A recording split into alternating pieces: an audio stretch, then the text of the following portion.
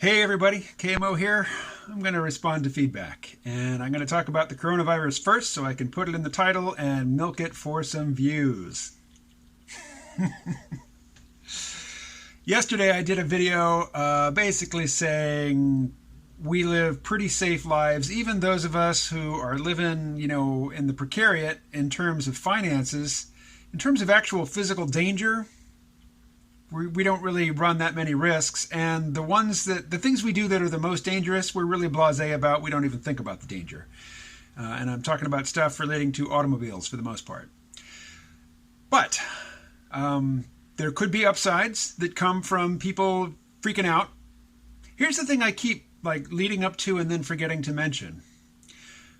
We are evolved as animals to respond to life-threatening situations that don't last long. Either the leopard gets us or we get away. And when we get away, we've got that adrenaline high going, and then it fades, and it's kind of like being high. It's the more relaxed high after the adrenaline fades. You made it. You lived. Yay, life is good. Or at least there's more of it. But we are not really well adapted to constant monetary stress, or constant stress related to our status, or constant stress related to the fact that somebody for whom we have zero respect has authority over us at work and can tell us what to do, and we can't tell them where to go without losing our job and what meager financial security it provides. That kind of stress goes on, and we don't deal with it very well. Physiologically, it leads to bad stuff. Psychologically, it leads to, a very bad place cumulatively. And so, in a weird way, sort of perverse way, we actually crave those genuine threats to our existence. And it's kind of played out now, but really one of the great formulas, entertainment formulas, for appealing to that craving for physical danger is the zombie apocalypse narrative. There's all kinds of great things that go with it. I won't go into it. I can go on at length. In response to yesterday's video, Dan writes, "The one upside I see of this virus panic is that people's awareness of a virus is high, and their prophylactic efforts may protect them from viruses that really kill lots of people annually, like the flu virus, as you pointed out." Right.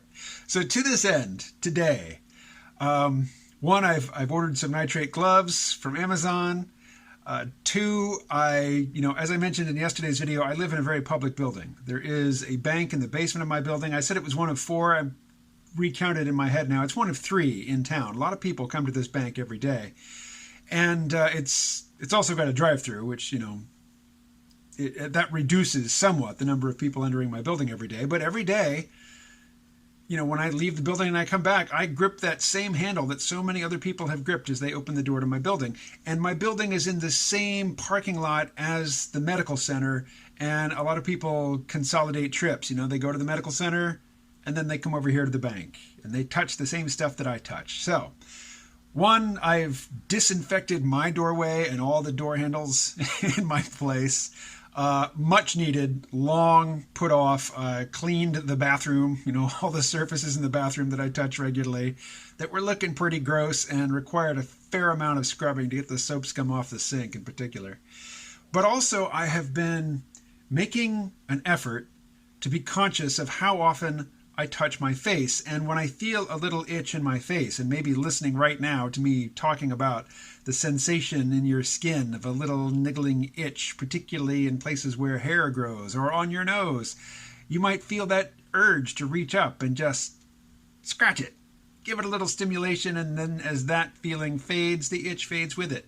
But if you join the Marine Corps, every time your drill instructor sees you touching your face, he's going to come get in your face and yell at you. Because if you're out in the battlefield and there's all kinds of caustic stuff being hurled around there, if you've got it on your hands, you touch it to your face, you can make yourself a casualty. And that's, not even to get into the topic of biological weapons. So there are ways to condition yourself not to touch your face. But the more you think about it, the more you want to touch your face. So here are a few pieces of advice, or at least things to think about. When you feel the urge to touch your face and you resist, it gets worse, usually. That sensation, like, I'm feeling one right now. I want to touch it. Arrgh. If you deny yourself, if you try to use like brute force of will to not touch your face, the sensation, the desire to touch your face just grows. So here are a few things to do. If you are a meditator or if you're into self-hypnosis or anything like that, and you've got the time, I mean, if you have the liberty to do this, a lot of situations don't allow for this, in your mind's eye, project your point of view into that space on your body where you're feeling the itch. Have it expand in your consciousness so that it's a great big space in your world, it sort of excludes everything else, and just pay attention to that itch. Just really tune into it and experience it, and eventually, and with practice after not too long, it turns into something else, or a thought will occur to you, an interesting thought, and you'll follow it, and shortly thereafter, you've forgotten the whole itch thing. Doesn't always work, but sometimes it does. But here are some options. If you just can't resist the urge, scratch it with the back of your wrist. You probably haven't touched anything with the back of your wrist anytime recently. When you come home from being out in the world, just as a matter of course, wash your hands. Here's one I thought of today because I got a package in the mail from Amazon, and it was a vitamin, bottle of, well, I won't tell you exactly what it was because I can't bring it to mind right now. But anyway, I opened the box, I took out the bottle, and I'm looking at it, and I just pictured the Amazon warehouse employee who is run ragged and miserable and probably broke and probably susceptible to getting sick and maybe carrying multiple viruses, touching my product with their grubby little hands. I love y'all. You are my brothers and sisters. But I don't want to handle the same bottle that you handled. So I went and I wiped down the bottle, and then I washed my hands.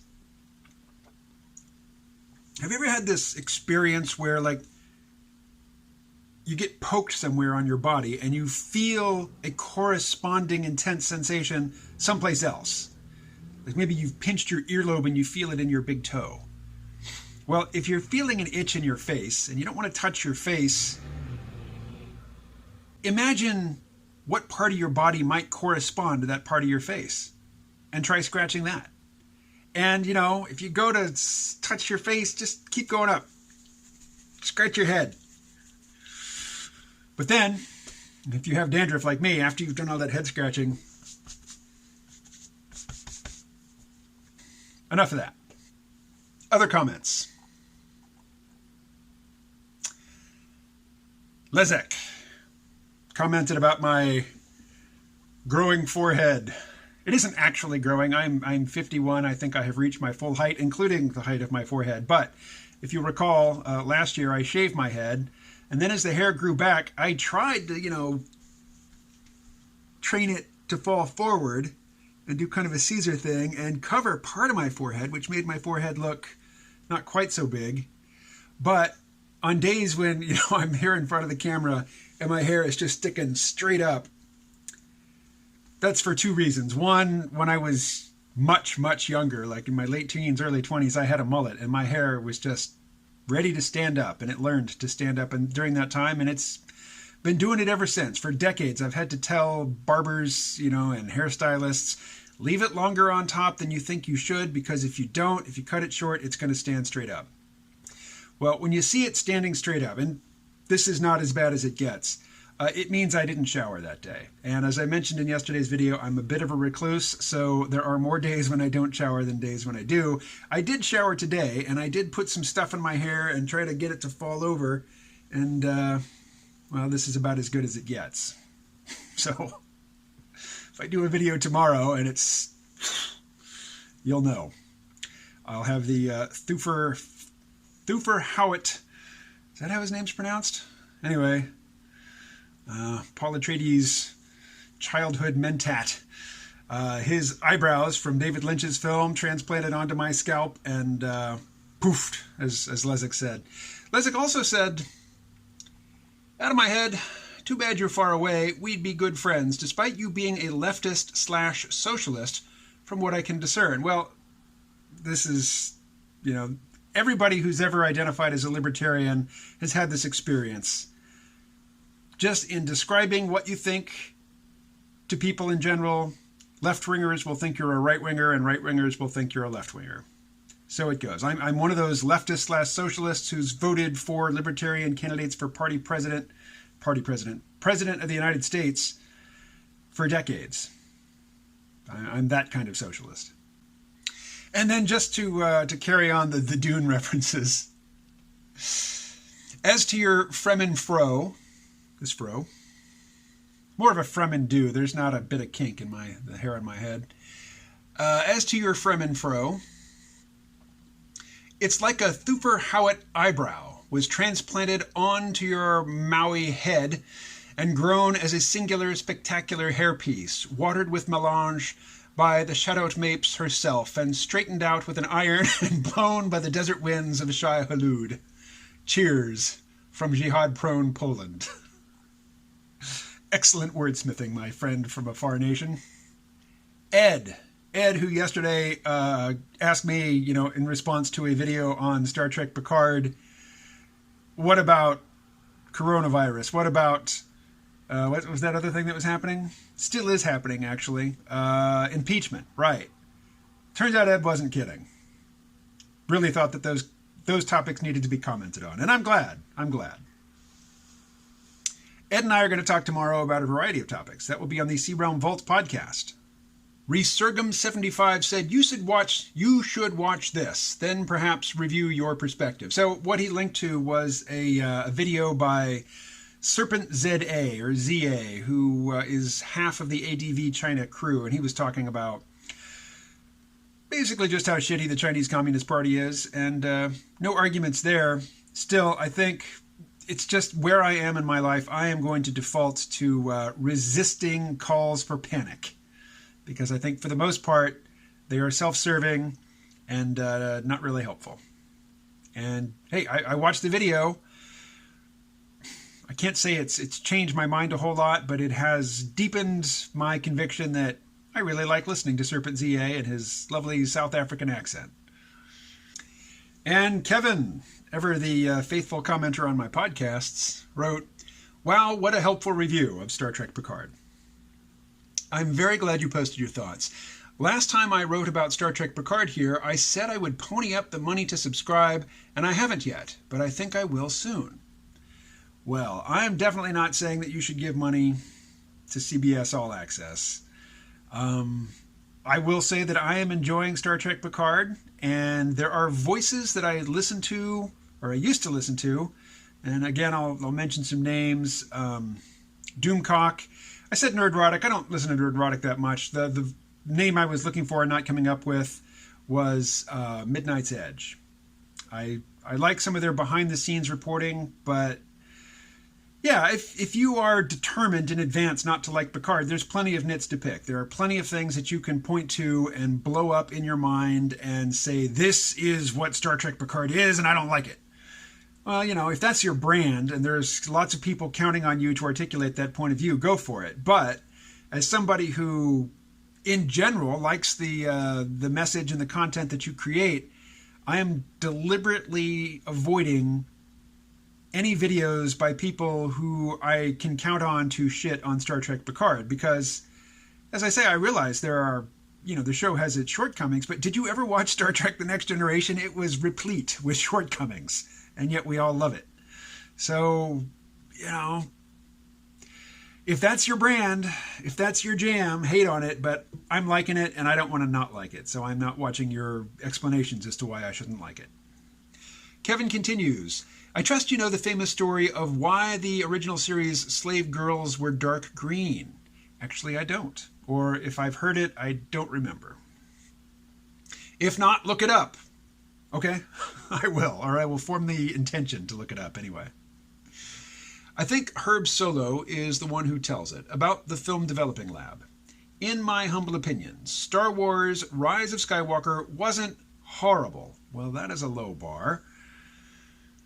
Its big flaw was that in plot terms, it was unambitious. Another reviewer, I forget who, nailed it when he said they, quote, took the easy, obvious way out, close quote, of every plot twist and revelation. But it was definitely a Star Wars movie. Okay, I'm going to stop there, and I'm going to say I am not such a hardcore Star Wars fan that I buy every comic. I don't think I've ever read a Star Wars novel except maybe Splinter in the Mind's Eye, which was pre-Empire Strikes Back. You know, that was Alan Dean Foster wrote it, and I think that was before it had even been decided that Darth Vader was Luke's father and that Luke and Leia were brother and sister. I did read, when I was in, I don't know, my preteen years, the Marvel Comics, the original run of their Star Wars comics, which are a hoot to go back and look at now. But yeah, I'm not a huge, expanded universe guy, but I did watch all 6 seasons of the Clone Wars and all 4 seasons of Star Wars Rebels. These are 2 animated shows from showrunner Dave Filoni, who was George Lucas's Padawan, and that is the Star Wars universe. And Rise of Skywalker I didn't see, but The Force Awakens does not seem to take place in that universe, and The Last Jedi also does not seem to take place in that universe. So it really stretches my credulity to imagine that Rise of Skywalker does feel like it takes place in that universe. Now, Solo, a Star Wars story, there is much to criticize about it, but it does feel like it took place in that expanded, animated series universe, because at the end it features Darth Maul. It features various bad guy characters who are from the animated series, the mobsters, but they were running the spice mines of Kessel. They had the big blocky, mask type things on their heads. Sam Witwer, who played Darth Vader's secret apprentice in the video game The Force Unleashed, he also was the voice of Darth Maul in the animated series plural, both Clone Wars and Rebels. And we see his final fatal encounter with Obi-Wan Kenobi on Tatooine in Rebels. He voiced Darth Maul at the end of Solo. And what's his name? The Toad from X-Men.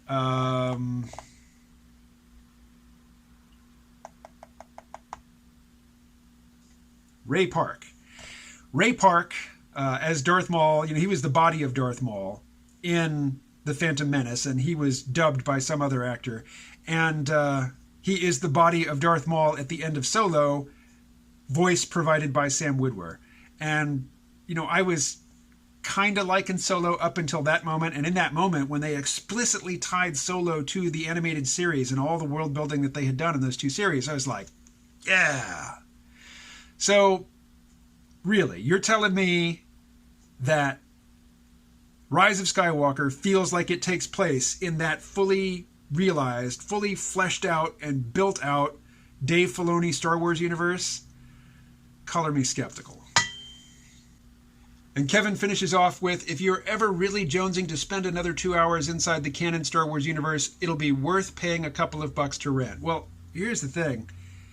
I have Disney Plus. I got it to watch The Mandalorian. And now that The Mandalorian is over, I'm going back and I'm, reacquainting myself with the latter season of the Clone Wars. I'm not the least bit tempted to watch The Force Awakens or The Rise of Skywalker, even though they're both at my fingertips. Those do not feel like Star Wars films to me, and I just can't believe that Rise of Skywalker would either. So while I'm sure I will have access to it, I can't imagine myself watching it. That said, I have watched Rogue One twice since I got Disney Plus. Rogue One also feels like it takes place in the Star Wars universe.